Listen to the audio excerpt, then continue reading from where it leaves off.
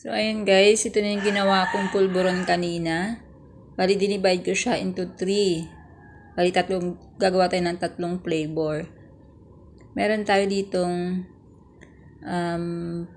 pinipig flavor, cookies and cream, tsaka yung plain. Ito yung ginawa ko kanina, yung first part ng video, yung tinoasted ko na pinipig. Bali, ihalo lang natin siya dyan. Mix lang na maigi para makoat lahat.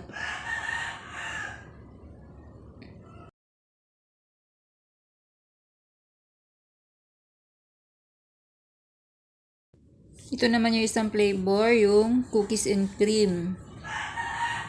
Bali, ano lang yan, cream o na dinurog. Wala kasi ako makitang Oreo. Ayan, cream o. Kahit anong biscuit naman pwede. Basta mix mo lang ng maigi.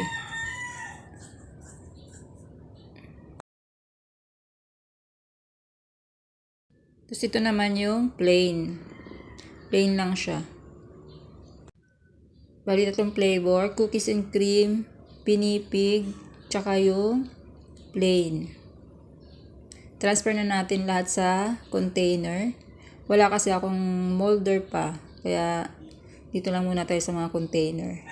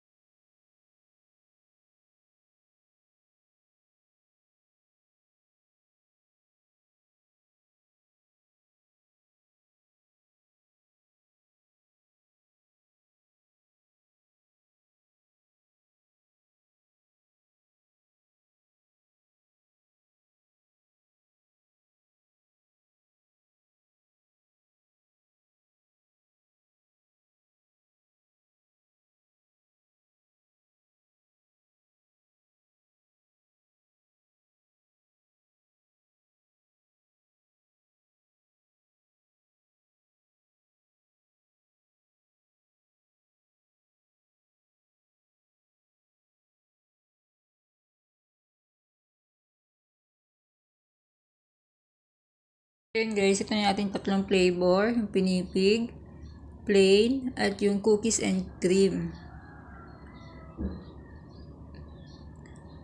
Pwede siyang pambenta, pwede rin pang merienda ng mga bata. Yan. Thank you for watching. Kung nagustuhan niyo ang aking video, don't forget to like, share, and subscribe.